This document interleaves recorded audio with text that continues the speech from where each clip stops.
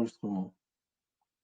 Donc là, normalement, l'enregistrement est démarré et vous voyez toujours mon écran en plusieurs fois, je crois.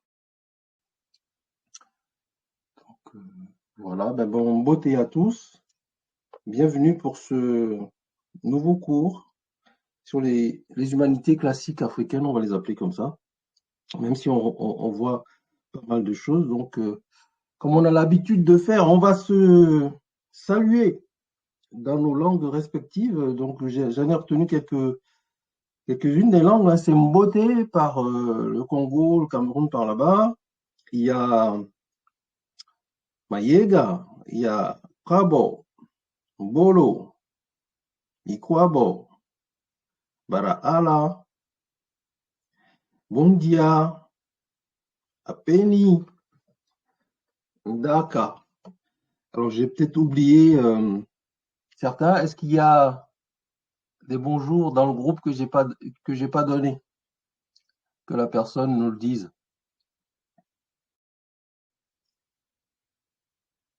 Ça va, donc tout le monde a eu son bonjour dans sa langue. Donc, ce que je disais pour aujourd'hui, c'est qu'on va faire un petit résumé, comme c'est la rentrée. On va faire un petit résumé de ce qu'on avait vu, notamment sur Sekhmet, puisqu'on s'est arrêté sur Sekhmet, avec ses différentes mutations en Hathor, Bastet. Et puis, on a essayé de voir aussi dans notre culture, l'Afrique subsaharienne, si on avait des corrélations, des correspondances possibles entre ces divinités-là, ces entités-là de l'Égypte antique, et puis le continent subsaharien qu'Hémet dans sa globalité. Et on avait vu quelques surprises intéressantes. Donc, on va faire un petit résumé sur ça. Dans la première partie, ça va nous prendre 30 minutes environ. Et le dernier quart d'heure, on va introduire l'Énéade, qui était l'origine du cours d'aujourd'hui. Donc voilà, je vais partager mon écran sur Sekhmet. Vous voyez l'écran sur Sekhmet? Oui. Oui, voilà. Donc moi, à partir de maintenant, moi, je ne vous vois plus. Vous voyez mon écran, moi, je ne vous vois plus. Donc si vous voulez intervenir, ben vous pouvez prendre la parole et dire votre nom. Comme ça, je saurai qui parle. Et bon, je vais en profiter pour vous interroger un peu. C'est pas une interrogation, comment dirais-je, scolaire, mais c'est juste pour qu'on partage tous ensemble ce que les uns et les autres ont retenu sur cette thématique de Sekhmet, d'Hathor et Bastet dans sa globalité, tout ce qu'on s'était dit. Vous voyez. Donc on va reprendre à partir d'ici. Donc voilà, c'est Sekhmet qui peut se transformer en Hathor ou en Bastet avec les caractéristiques qui leur sied. Alors, qu'est-ce qu'il veut nous faire un petit résumé des choses qu'on a vues, qu'il a retenues, etc. Je vous laisse la parole. Moi, je veux bien. Donc, Charis. Sekhmet, la puissance, est une déesse de la mythologie égyptienne. Elle est représentée par une femme à tête de lionne, portant d'abord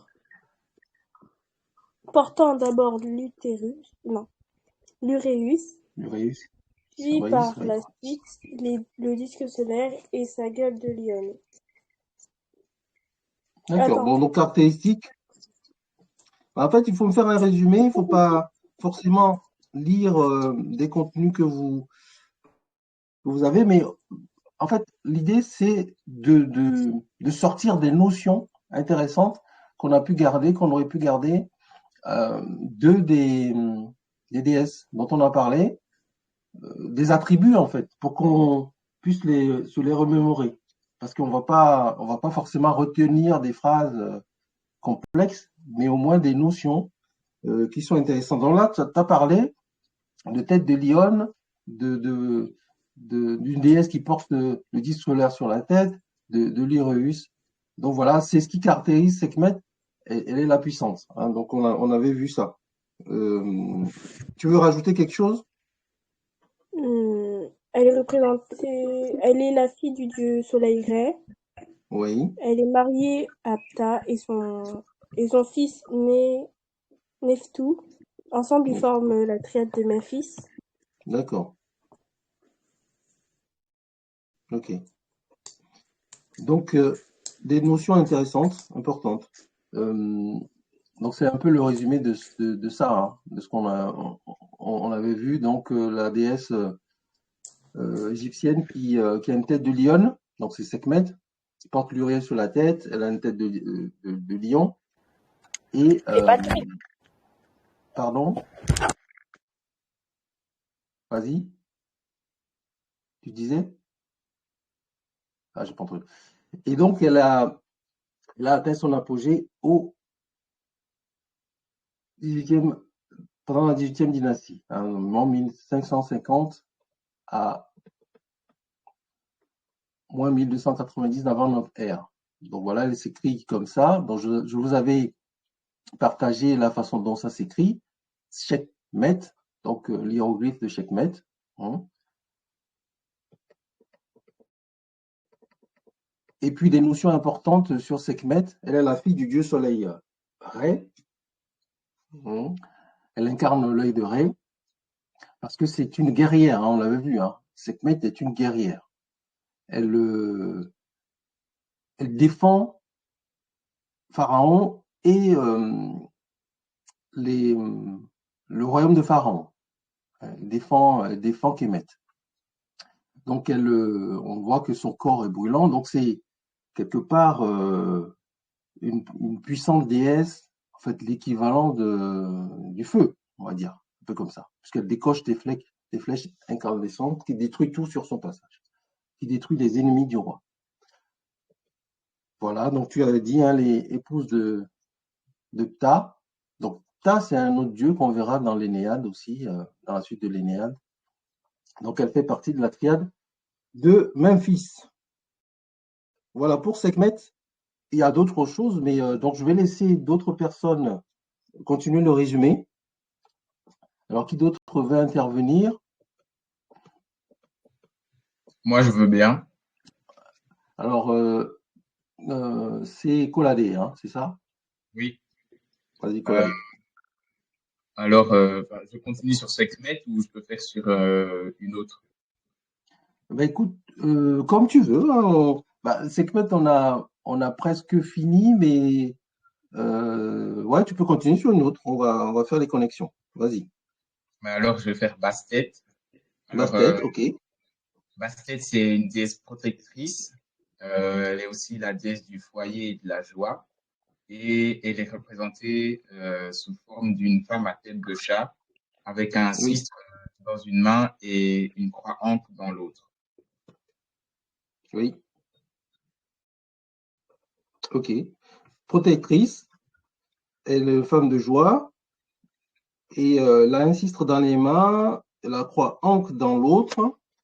Donc voilà, c'est Sekhmet là, je dirais, ces basses-têtes là, je vais vous la montrer.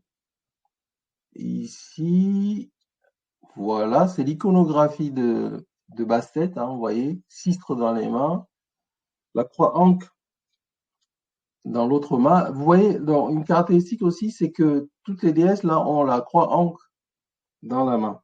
Et vous verrez que beaucoup de divinités dans l'Égypte ancienne, dans le royaume de Kémet, ont la croix ankh dans la main qui signifie quoi là? C'est quoi la croix ankh? C'est la croix de vie. C'est la croix de vie. Voilà, tout à fait. C'est la croix de vie.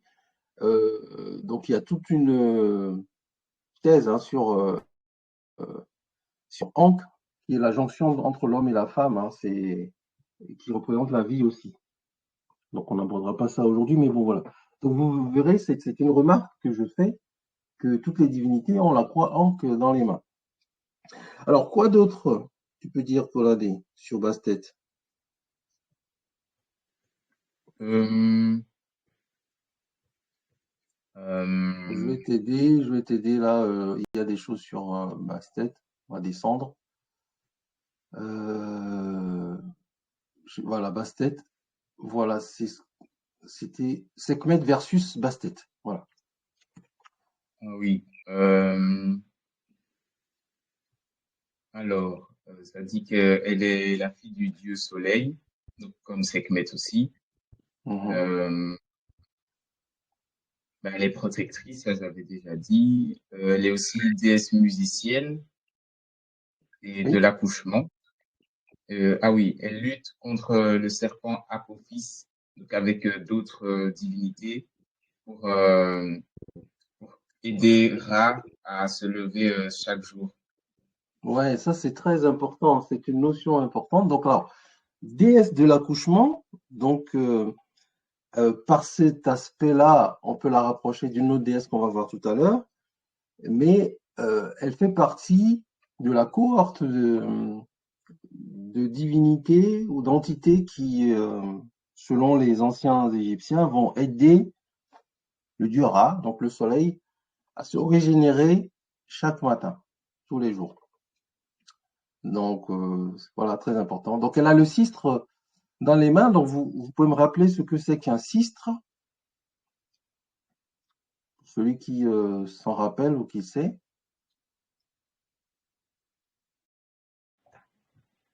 Je veux bien. Vas-y. Alors, j'avais noté qu'un sistre, c'est un instrument sacré du royaume de Kemet qui est utilisé pour les cérémonies religieuses, joué par les prêtresses uniquement, et que c'est aussi un symbole d'harmonie dans le monde. Voilà. Donc le cistre, c'est ça. C'est ce que je vous montre là. C'est une sorte d'instrument qui fait un bruit euh, apparemment strident. J'en ai jamais entendu. J'ai jamais entendu le cistre des anciens Égyptiens de l'Égypte antique, mais on avait fait quelques petits rapprochements avec d'autres instruments qui peuvent s'apparenter au cistre. Hein. Donc c'est un instrument qui est utilisé lors des fêtes ou d'après ce qui était dit, aussi pour calmer les ardeurs de qui? Calmer les ardeurs de Sekhmet. C'est que quand Sekhmet est en colère, les anciens Égyptiens secouaient des cistres pour l'apaiser et à ce moment-là, elle se transformait en Bastet ou en Hathor. Ce qu'on avait vu aussi. Hein. Je ne sais pas si vous vous souvenez. Donc Bastet est la déesse de la joie. D'ailleurs, on lui attribue le cistre. On voit le cistre dans ses mains là. Et elle est aussi convoquée pendant les fêtes, les rituels. Donc c'est la déesse de la joie, de la danse, de la fête et des fêtes. Donc voilà, c'est le cistre et son utilisation. Et donc on voit, je vous avais montré aussi des formes de cistre fabriquées par des enfants en Afrique. Hein. C'est des, des instruments, quand on les tourne, ça fait un bruit. Et je vous avais aussi montré le shekere, qui est aussi utilisé beaucoup dans dans la culture subsaharienne africaine, dans dans les fêtes, dans les danses. Et je vous avais même un shekere, c'est un instrument qui fait ce genre de bruit.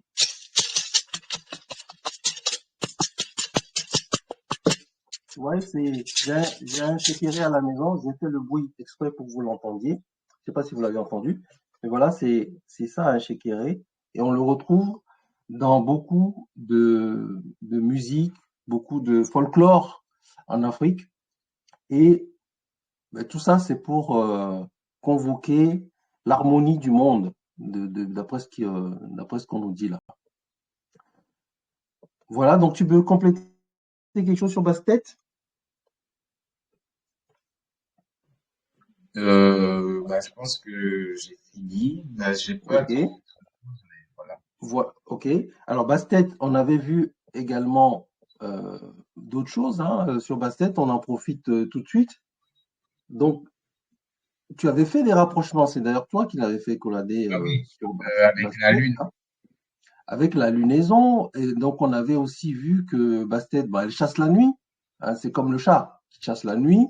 au crépuscule ou durant la nuit, chassent quoi, les rats, les rongeurs, pour préserver en fait les, pour protéger les silos à grains des Égyptiens anciens, puisque en fait les récoltes devaient être protégées. Donc vous voyez on a aussi là une corrélation entre les notions de divinité et puis la réalité du terrain, où on associe une divinité à un animal qui peut porter les attributs, mais qui a un rôle aussi dans la vie courante, puisque Bastet, donc le chat, du coup, protège les récoltes. Hein.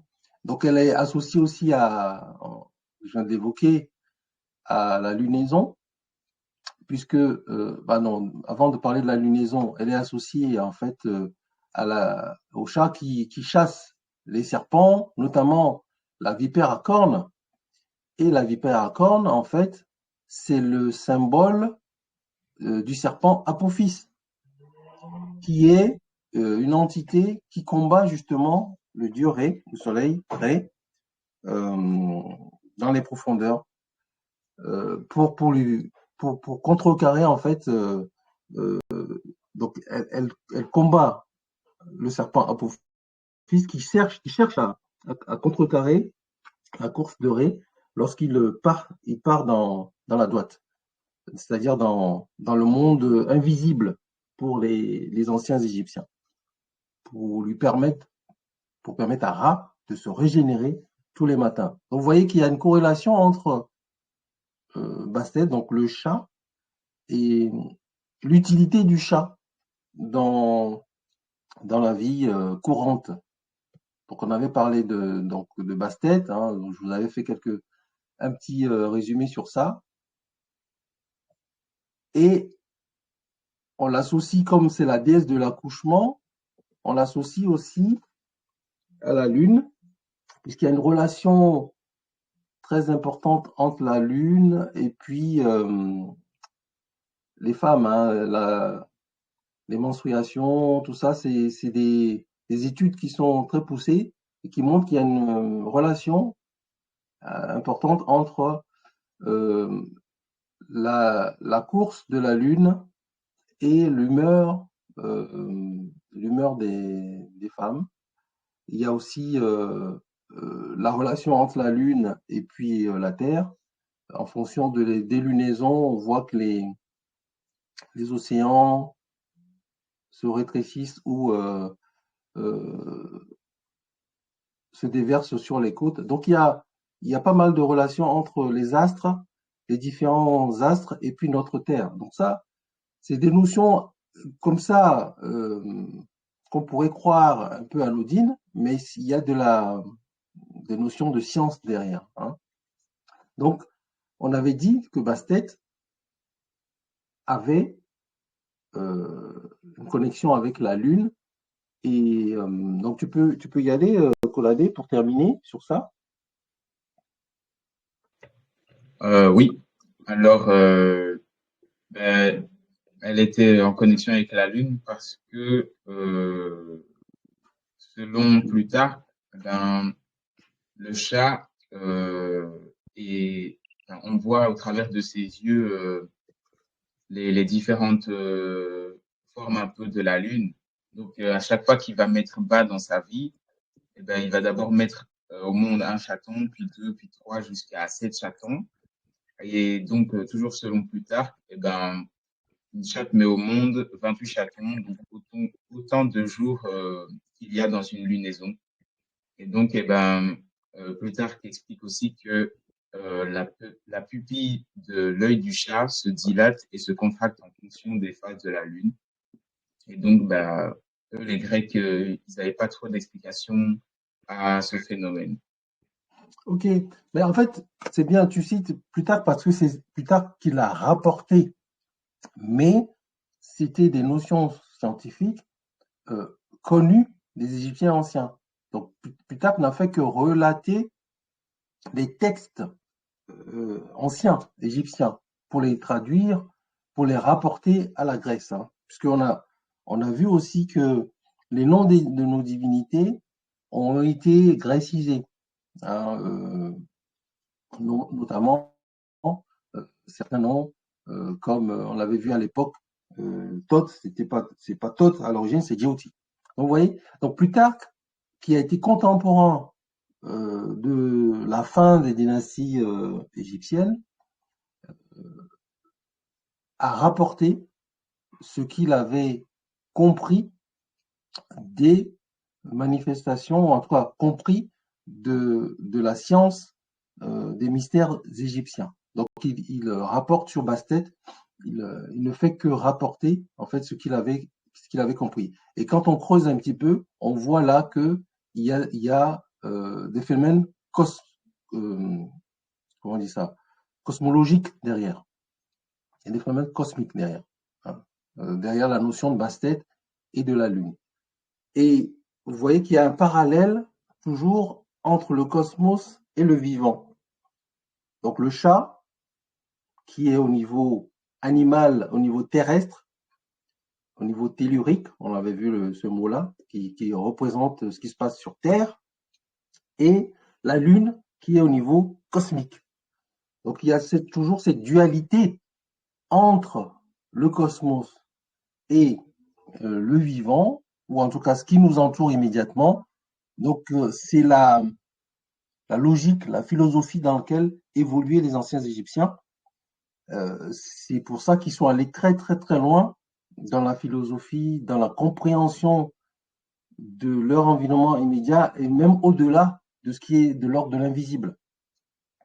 Et toutes les notions que l'on voit là, il faut on ne fait que les toucher, enfin même pas toucher du doigt, on ne fait que les appréhender parce que derrière, il y a des notions très très très très importantes, très complexes. Donc voilà, sur Bastet, donc là, je vous ai fait un petit résumé de ce que c'est qu'une lunaison, hein. La lunaison, c'est le nom qu'on donne au cycle que forment conjointement le Soleil et la Lune, c'est-à-dire leur cycle sur tous les mois. Hein. Tous les mois, vous voyez la Lune évoluer du croissant jusqu'à la pleine Lune, jusqu'au croissant. Donc c'est ça, le phénomène de lunaison. Vous voyez que quand on parle de Bastet, du chat, de lunaison, on est dans la cosmologie. Et dernière des divinités, qu'est-ce qui veut en parler? Versus Sekhmet. Je crois qu'on avait parlé d'Hathor. Qu'est-ce qui veut nous parler d'Hathor?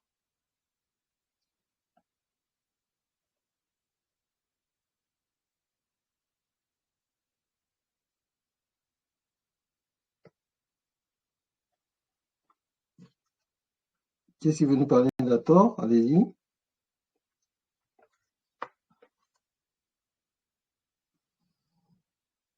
Personne? Je veux bien sinon. Charis? La déesse Hathor s'identifie parfois à Sekhmet. Hathor est la déesse de l'amour, de la beauté, de la musique, de la maternité et de la joie. Et elle est l'épouse du dieu faucon Horus. Horus, oui. Elle est représentée par une vache. Oui. Elle est aussi confondue avec Nout. Oui. Et Nout, c'est quoi? Hathor, C'est qui? pardon? Nout, c'est qui? C'est la déesse de l'infini. Ok. Attends, Déesse mais du ciel. si, oui, c'est ça. Oui, la déesse du C'est ciel, aussi de la déesse de la l'animation. maternité. Et on dit que c'est la mère de Ré et parce que du coup, elle la couche tous les matins et elle le fait disparaître tous les soirs. D'accord. Ah oui, ben c'est très intéressant ce que tu nous dis. Ok.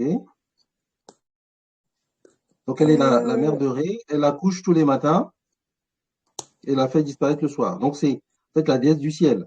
Donc c'est ça, hein? Ou oui, de l'infini, de ce qu'on ne voit pas. Ok. oui. Ok. En grec ancien, son nom signifie maison d'Horus Maison d'Horus, oui. ou demeure d'Horus. Ou Je demeure crois que d'Horus, c'est oui. tout. Ok, c'était pas mal de notions. Donc, vous voyez à l'écran, je remonte un petit peu sur Hathor. Vous voyez là, Hathor, Sekhmet versus Hathor, hein, c'est-à-dire que on avait vu hein, que Sekhmet peut se transformer en Hathor qui revêt d'autres attributs. Et quand Sekhmet se transforme en Hathor, elle devient plus douce. C'est la déesse de la musique, de la beauté, un peu comme Bastet finalement, de la joie, de la maternité. Donc elle a ces attributs-là, parce qu'elle accouche de Ré tous les matins, puisqu'elle fait revivre Ré tous les matins, et elle est associée au ciel et ce qu'il y a au-delà du ciel, à l'infini. Donc on retrouve une notion cosmologique là derrière, que Hathor c'est la déesse du ciel, mais elle est également celle qui accouche du dieu soleil, mais également des je dirais des métastases, mais en tout cas des enfants du dieu soleil, en l'occurrence Horus, puisqu'elle est considérée comme euh, l'épouse et aussi, je dirais, celle qui engendre euh, le père d'Horus. Et de ce que tu as dit tout à l'heure, on a vu que, je vais y aller et puis je revenir après, c'est que Hathor, attendez, euh, voilà, d'après son hiéroglyphe, on voit ici euh, qu'on l'écrit de différentes manières. Donc on voit ici la deuxième iconographie qu'on voit là, c'est un faucon à l'intérieur d'un temple et ça se lit Hathor, ou Thor. Le faucon à l'intérieur représente Horus, puisque Horus a une tête de faucon. Donc c'est l'iconographie qui représente Hathor. On peut la représenter également comme ça, c'est-à-dire une enceinte fortifiée euh, dans laquelle se trouve euh, une, comment on appelle ça? Vous voyez là une sorte de galette de pain qui représente le féminin. Donc on est sur une entité féminine qui est représentée également par une divinité accroupie avec avec le dieu solaire sur la tête et une corne. Vous voyez? Donc quand vous voyez ça, qui confirme que c'est une divinité, et la tête qui s'appelle Her et la bouche qui s'appelle Her, c'est Horus, Horus, Oro. Donc c'est Hathor qui représente en fait la maison du dieu Horus. Et donc tu as dit tout à l'heure aussi qu'elle est la déesse de la maternité, mais elle est également représentée sous forme de vache avec là on voit quand il y a une vache avec des taches, ça représente le ciel et les étoiles, d'après les anciens Égyptiens. Donc la vache, c'est la représentation animale de ce que peut euh, permettre la compréhension facile des choses pour les anciens Égyptiens, en cela que la vache, elle est nourricière, elle représente en fait celle qui va prendre soin par, par son lait de ses enfants. Parce que je vous avais dit aussi il y a toute une histoire que les Grecs ont récupérée et ont traduit après sur, je me souviens plus trop, mais un dieu qui tétait les mamelles, enfin les seins de sa mère et qui tétait goulûment et qui a par mégarde cracher le lait et ça représentait la voûte céleste, etc. Donc c'est lié à Hathor. C'est lié à Hathor, à cette histoire d'Hathor et de Nout. Vous voyez? Donc Hathor est représenté par une vache. Elle a les traits d'une vache. Et là, quand on la voit au niveau de son iconographie, un disque solaire sur la tête, l'uréus, on l'avait vu, le sceptre dans les mains, la croix ankh, où elle est représentée par une vache. Et on avait parlé, par rapport à Thor, d'une autre icône qui est celui du collier Ménat. Le collier Ménat, qui est un collier à contrepoids qu'on attribue également à Thor, qu'on retrouve aujourd'hui également dans nos cultures en Afrique subsaharienne. On avait parlé de Thor en ces termes-là. On avait parlé du cistre associé à Thor, on l'a vu tout à l'heure. Et puis, pour faire simple, voilà. Donc, c'est les attributs d'Hathor pour simplifier ce qu'on avait vu sur Hathor. Donc, ça va? Est-ce qu'il y a des questions sur ces différents aspects de Sekhmet, ce petit résumé qu'on a fait? Non, il n'y a pas de question. Ok.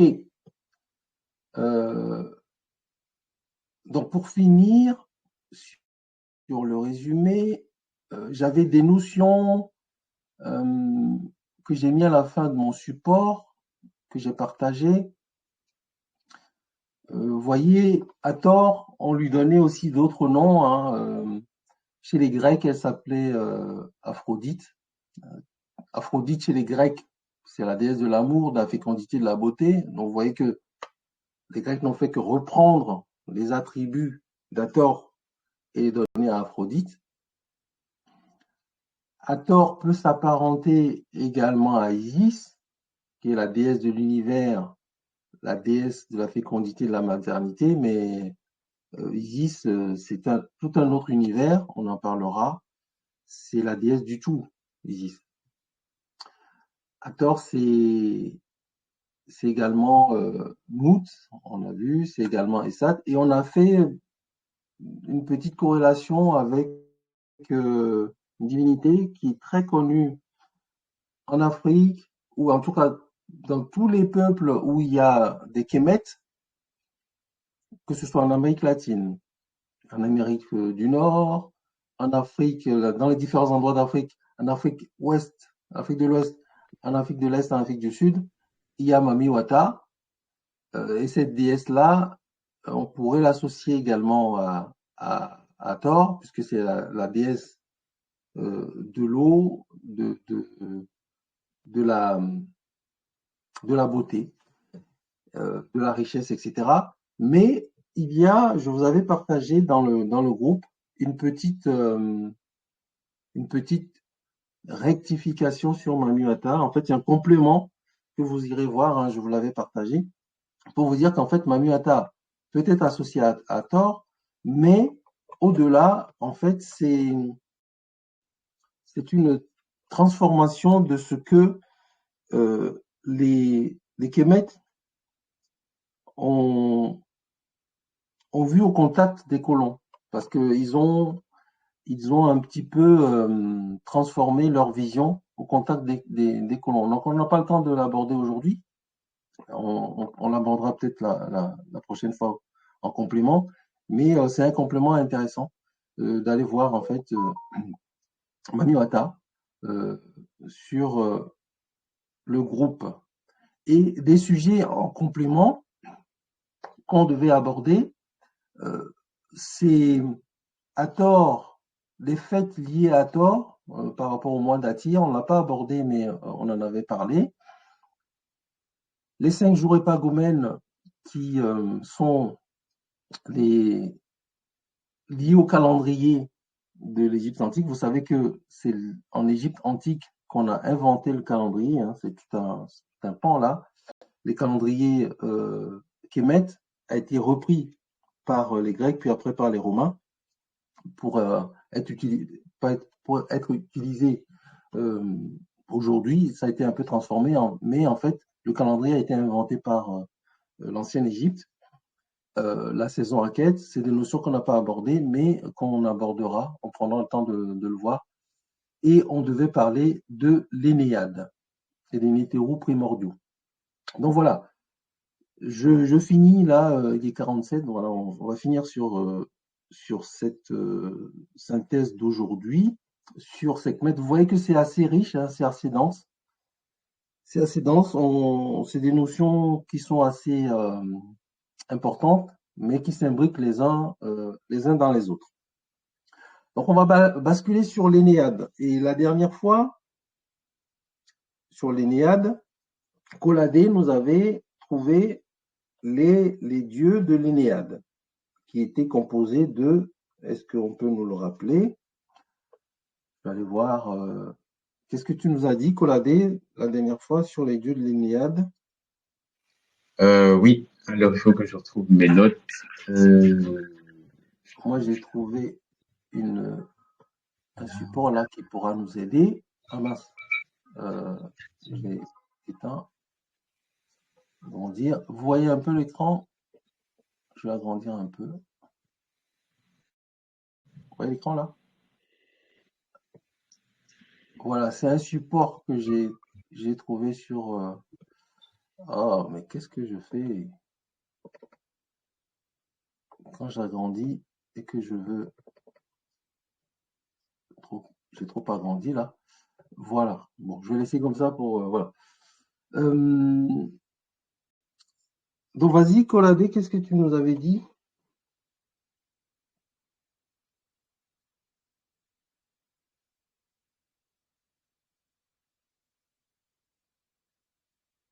Ça va? On t'entend pas? Je sais pas.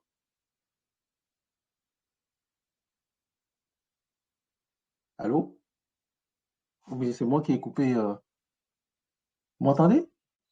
Là, on m'entend? Ah, là on t'entend maintenant. Parce qu'on t'entendait plus. Bon, je recommence alors. Alors, j'avais trouvé 11 nétéraux primordiaux. Oui? D'abord, j'ai trouvé Anubis, puis Maat, ensuite Ré, puis Bastet, puis Hathor, puis Horus, ensuite Isis. Après, j'ai trouvé Nephthys, Osiris, Sekhmet et pour terminer, Thoth ou Djéouti. Ok. Je reprends Anubis, Maat, Bastet, Horus, Nephthys, Osiris. Qui d'autre? J'ai pas noté d'autres. Attends. Maat, Anubis, Bastet, Horus, Osiris, Nephthys, Isis Sekhmet. et Sekhmet, voilà. Sekhmet. Il y a Bastet aussi, je suis pas sûr que vous l'aviez Oui, dit. j'ai noté. Donc moi, 1, 2, 3, 4, 5. J'en ai 8 là. Et toi, tu en avais 11. Oui, 11. Qu'est-ce que j'ai pas mis alors? Tu peux reprendre? Oui, je reprends. Anubis, Maat, Ré, Bastet, Hathor, Horus, Isis, Nephthys, Osiris, Sekhmet et Thoth. Ok, ok. Donc ça faisait partie de l'Énéade pour toi. Oui, Ok. pas tous, Bon, mais c'était les nétéraux primordiaux en tout cas. ah, c'était les nétéraux primordiaux. Voilà, donc ça, c'était les nétéraux primordiaux, dans lequel on va retrouver les dieux de l'Énéade, donc les dieux de la création selon les anciens Égyptiens. Donc vous voyez à l'écran là, une petite synthèse, on va en finir sur ça aujourd'hui, mais ce n'est qu'une introduction, parce que rien que ce que vous voyez là peut faire l'objet des années d'études. Parce qu'en fait, c'est la vision des anciens Égyptiens sur la façon dont l'univers a été créé et tout ce qui a été engendré par, par l'univers. Donc, c'est ce qu'ils appellent l'Énéade d'Héliopolis. Alors, ça se traduit par des mythes pour faciliter la compréhension de nous autres, de nous autres simples mortels. C'est pour faciliter la compréhension des choses. Mais il y a énormément de contenu qui renvoie à de la philosophie, à de la science, à de la cosmologie. Vraiment, c'est très dense. C'est très dense. Bon, donc, selon les mythes de Kemet, il y a 9 grands dieux qui sont apparus et qui composent en fait la création. Bon, vous les voyez à l'écran. Le premier, tout là-haut, c'est Atum-Re. Atum-Re. Il y a Shu, Tefnut. Alors, Shu, c'est le dieu de l'air, air chaud, air froid, en fait, je dirais l'air et le feu. Tefnut, c'est le dieu de l'humidité, donc elle représente l'eau. Geb représente la terre. Nut, on l'a abordé un petit peu tout à l'heure, c'est le ciel, c'est la divinité un peu courbée, là, vous voyez, une femme qui recouvre Geb. Et puis, vous avez leur déclinaison on les retrouve dans les nétéraux primordiaux, c'est Osiris, c'est un nom grec cisé, mais en fait, Osiris, c'est Oussaré. Il y a Isis, c'est Aceta. Nephthys, c'est Nephthys. On retrouve aussi dans nos cultures en Afrique subsaharienne, vous entendrez certainement parler de Nafissatou. Nafissatou, c'est Nephthys en fait. Et vous avez Seth aussi, qui est un dieu de fureur, un dieu qui a une importance, qui a une très grande importance également dans l'Énéade, mais qui représente le méchant. Vous voyez les 9 nétérous qui composent l'Énéade d'Héliopolis. Alors,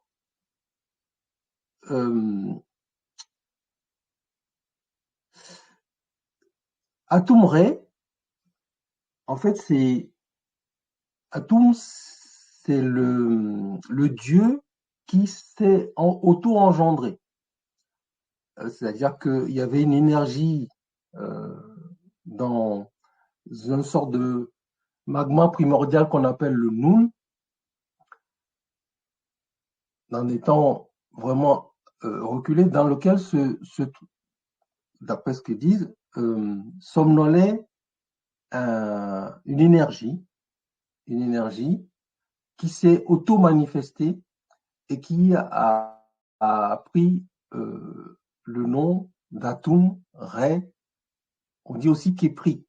C'est la même entité qui s'est déployée, qui s'est auto-engendrée et qui a engendré tous les autres nétéraux dont on a parlé là, Shu, Tefnut, Geb, Nut, et leurs enfants, pour parler aussi de façon terre à terre. Vous voyez ? Donc, on lit bien ici, au commencement, dans un grand océan informe, qui peut représenter, je dirais, le ciel primordial. Au commencement, l'univers est occupé par un grand océan qui s'appelle le Nun. Le temps et l'espace n'existent pas encore, il n'y avait rien.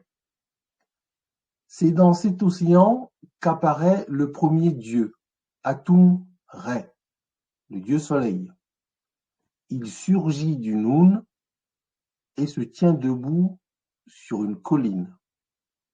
Il donne alors naissance à Chou, le dieu de l'air, et à Tefnut, la déesse de l'eau.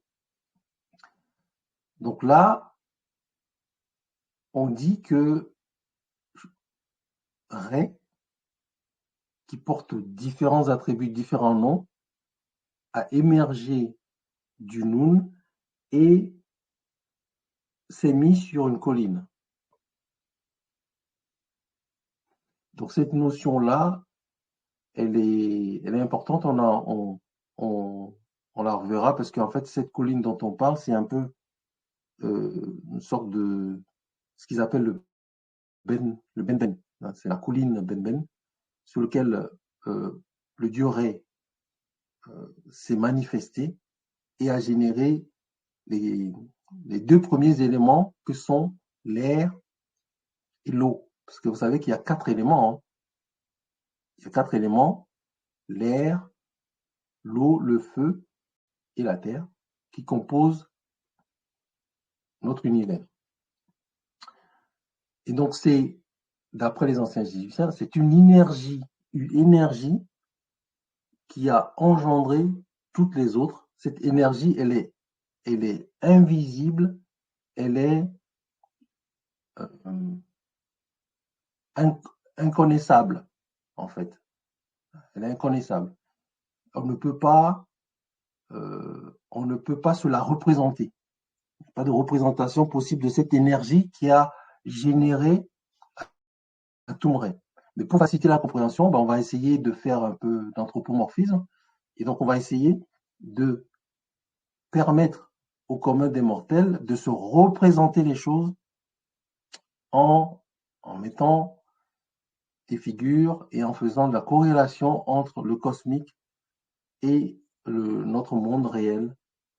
Et donc, vous voyez que c'est les Égyptiens anciens qui ont commencé à représenter des concepts très compliqués en des concepts un peu plus faciles de compréhension pour nous, les mortels. Et derrière, il y a beaucoup d'énergie. L'énergie primordiale se déployer en différentes autres énergies en se manifestant dans différentes formes qu'ils ont nommées. Les premières, en tout cas, c'est le dieu Ré, Atum Ré, issu du Noun. Et son attribut, vous le voyez là, il a le dieu solaire sur la tête, l'Uréus, la croix ancre. Et on avait commencé à le voir la dernière fois, c'est Charis qui en a aussi parlé, c'est qu'il tient dans les mains un fouet. Je ne sais pas si vous voyez là, il y a un fouet dans les mains qu'on appelle le neket. On en parlera. Et il tient également le sceptre Heka dans les mains, qui sont des attributs que les rois, les pharaons avaient également dans les mains, puisque les pharaons étaient en fait les représentants des suivants du fils de Dieu Osiris et Isis. Donc voilà, c'est ce qu'on est en train d'introduire là, c'est quelque chose d'assez dense et d'assez complexe, mais j'ai trouvé une image assez simplifiée pour vous montrer en fait la création du monde selon les anciens Égyptiens.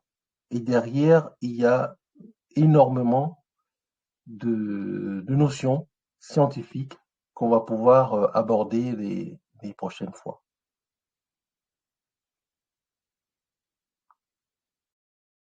Ça va? Oui, ça va, ça va. Ok. Alors, on va terminer là aujourd'hui. Hein, on a fait un petit résumé et puis on a introduit la création.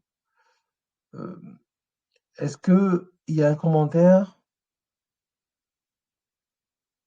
de quelqu'un. Quelqu'un veut dire un mot sur notamment cette introduction à l'Énéade? Non. Vous avez compris? Oui, moi j'ai compris, mais non, Oui, pas moi acheté aussi. vraiment beaucoup à dire. Ok. Donc là, la prochaine fois, on va commencer à aborder les notions de Ré, Chou, Tefnut, Keb, Nut, Osiris, Isis, Nephthys et Seth. Mais on va pas trop approfondir. On va juste voir quels sont ces dieux-là, quels sont leurs attributs, etc. Et on va pas trop approfondir parce que c'est trop dense. Moi je n'y connais, enfin, je connais pas, mais on peut passer des séances et des séances à ça. Mais on va essayer de faire des résumés plutôt de ça, de façon à ce qu'on en garde l'essentiel, un peu qu'on a fait, un peu comme on a fait pour Sekhmet, hein, d'accord? Donc voilà. La prochaine fois, il y a, il y a Colladé qui avait dit, ben, on va reprendre les cours et voilà, peut-être que dimanche matin, ça peut être compliqué pour vous. Est-ce que c'est le cas? Est-ce que c'est le cas? Est-ce que dimanche matin, on le conserve ou bien est-ce que on change de jour? Je voulais vous poser la question.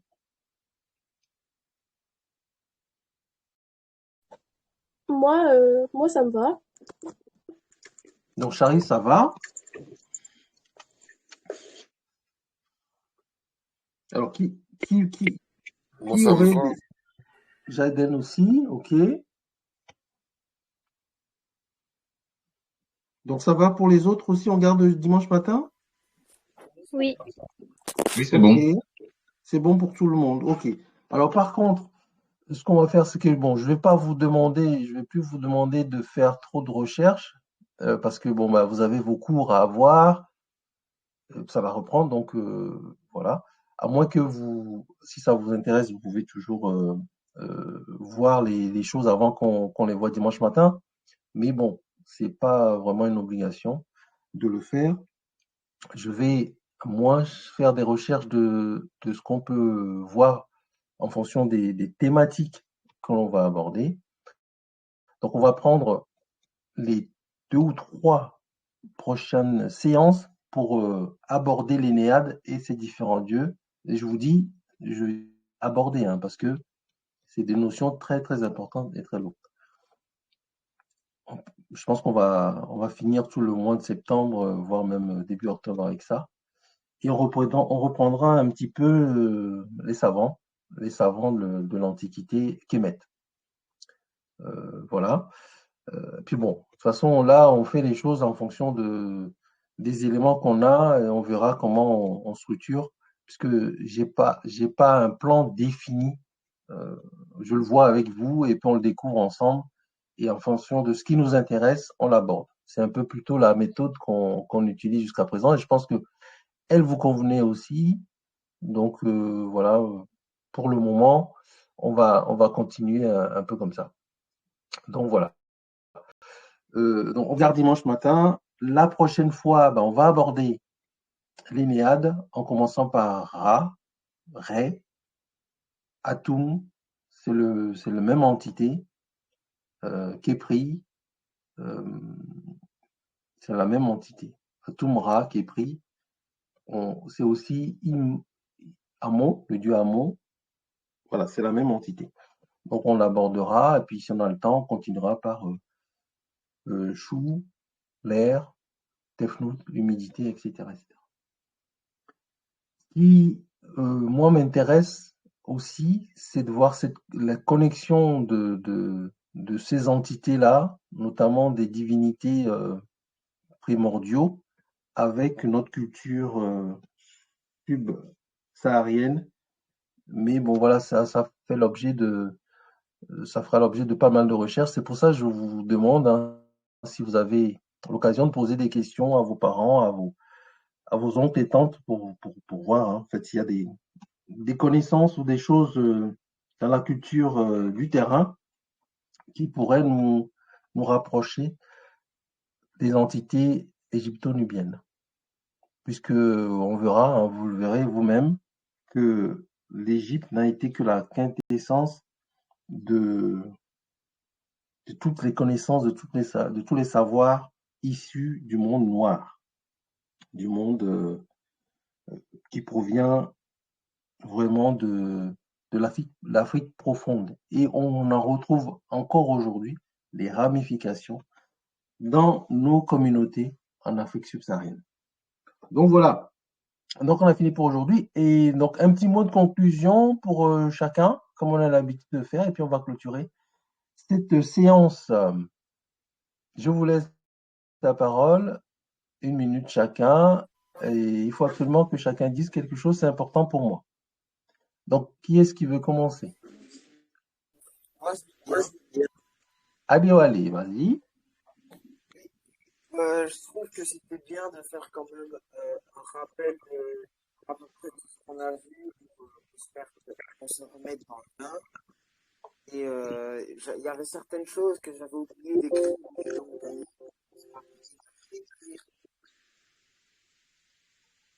Adéwalé, tu as un casque ou tu n'as pas de casque?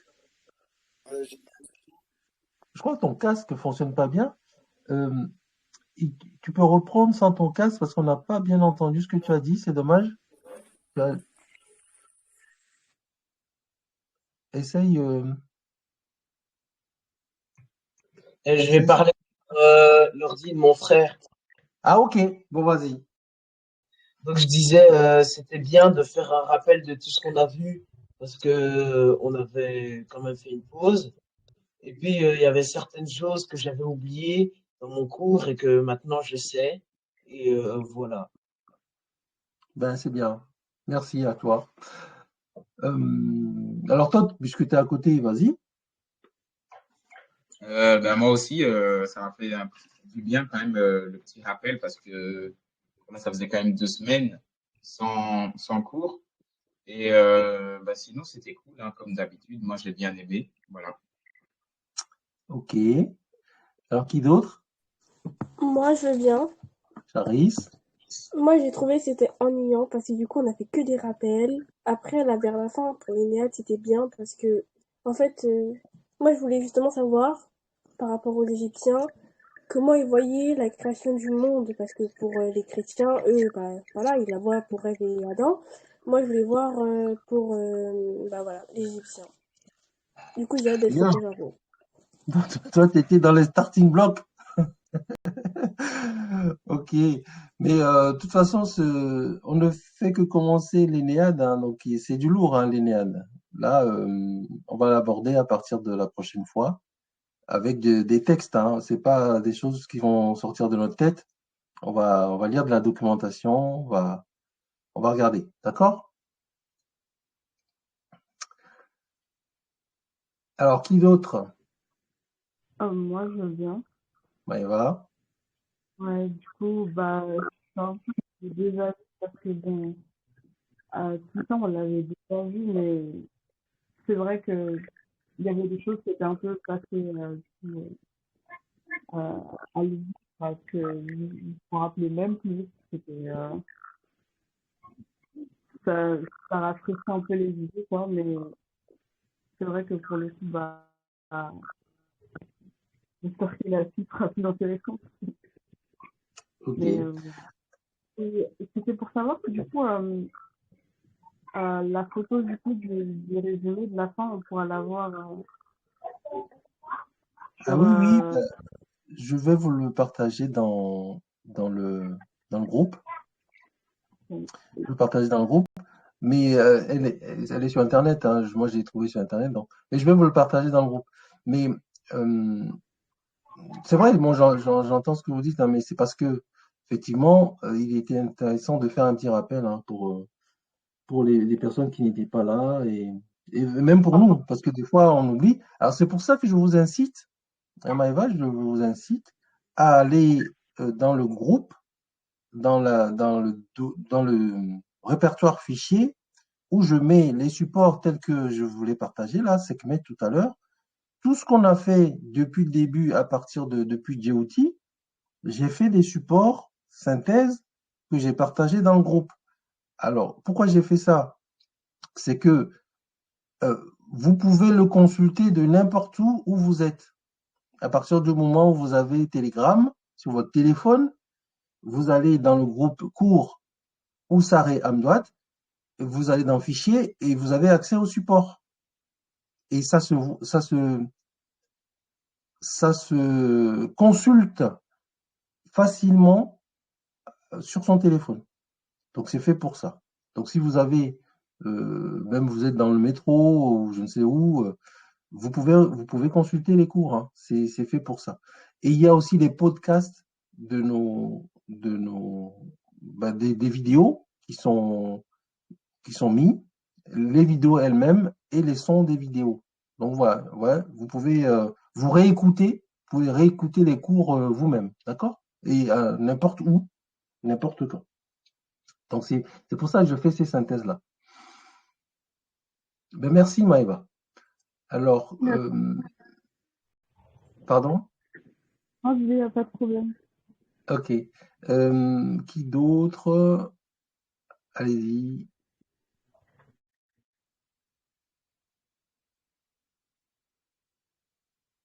Jaden? Il n'est peut-être plus là, Jaden. Oui, je suis là. Voilà. Vas-y. Bah, en soi, moi, je sais pas vraiment quoi dire, hein. En vrai, oui, ma question aussi, ouais, ce serait aussi de savoir, en fait, ouais, comment ils voyaient le monde, en fait. Parce que c'est vrai que quand on regarde plusieurs cultures, plusieurs religions, bah, il y a beaucoup de similarités, mais aussi quelques différences. Donc, ouais, j'aimerais aussi savoir, la manière dont ils voyaient, en fait, le monde à l'époque, si c'était aussi similaire, si c'était vraiment aussi similaire que nous, ou s'il y avait plus de différences. Ouais, ce serait intéressant. Ouais. Ok. Bon, il y a des documents qu'on pourra lire et puis il y a des choses sur Wikipédia aussi on peut faire des recoupements, d'accord? On verra ça avec les supports dont je dispose. Et puis il y a la Ok. Cosmogénèse Kami de Kalala Omotunde, euh, le tome 1 qui, qui parle vraiment de la Genèse tel que le voyaient les anciens Égyptiens. On pourra s'en inspirer. Ok. Merci Jaden. Alors, Janeia, Bah, moi, j'ai trouvé que bah, c'était bien de revoir tous les cours que vous avez faits, pour ceux qui n'étaient pas là, donc moi et d'autres personnes encore. Et bah voilà, moi j'ai bien aimé le cours. ok, mais toi tu étais déjà dans un cours où vous avez abordé ces choses-là, non? Non, on n'avait pas vu ça. Ok, d'accord. Bah écoute, bah, c'est très bien, merci. Il reste Eva. Moi, j'ai bien aimé, enfin, c'est chouette pour les petits rappels. Et par rapport à l'Énéade, j'ai un peu compris, mais c'est un peu flou encore. Mais sinon, j'ai bien aimé le cours. Voilà. Ok, bah oui, l'Énéade c'est compliqué, hein, mais on va lire des textes qu'on va commenter, qui vont nous faire étape par étape, qui vont nous permettre de mieux comprendre. D'accord? Ça marche. Et puis c'est tout. Alors je crois qu'Alex, c'est aussi. Alors qu'est-ce qui s'est connecté avec Alex? Ben, c'est Coladé, hein, non? Ah non, c'est moi. Ah non, c'est Alex. Euh, Oui. Vas-y. Moi, ce que j'allais dire, c'est que sur le cours, on a revu, comment dire, bon, j'ai apprécié le cours, on a revu pas mal de choses Et sur ce que j'ai et sur ce que j'ai envie de comprendre le plus, c'est que c'est que vous nous expliquez un peu plus de choses pour qu'après on puisse comprendre aussi, quoi. Sinon, le cours, j'ai apprécié. Ok, quand tu dis expliquer un peu plus de choses, c'est-à-dire, qu'est-ce que tu veux dire par là? Ce que je veux dire par là, ça veut dire que si on a, comment dire, bon, quand je dis plus de choses, ça veut dire en savoir plus sur la personne que vous parlez, quoi. Ok, ok. Donc là, effectivement, je n'ai fait qu'aborder les sujets de façon très superficielle. Et chaque entité de l'Énéade qu'on a vue là, on cherchera la documentation et on lira quelques résumés sur eux. Comme ça, on aura de la documentation, hein. Puisque Mhm. moi, je ne suis pas expert, hein, vous le savez, de ces choses-là. Je fais qu'apprendre en même temps que vous. Sauf que j'ai un peu plus de recul parce que j'ai écouté, j'ai lu des choses, mais c'est pas mon expertise. Voilà, donc on va lire ensemble des choses et ça nous permettra de mieux comprendre, en tout cas de connaître déjà les entités, une synthèse de ce qu'ils sont et de façon à faire les corrélations nous ferons nous-mêmes les conclusions de ce qu'on aura compris. D'accord? Et ton frère est avec toi, William, ou pas? Ou Ah, non. il n'est pas là aujourd'hui? Ok, ben écoutez, merci à toutes, à tous d'être venus nombreux à la reprise là, vraiment quasiment tout le monde était là. Ça fait plaisir, ça fait plaisir. En tout cas, de partager ces moments-là avec vous. Et puis bah dimanche prochain à 11h. Donc pour attaquer le gros morceau qu'est l'Énéade en partant de Ra.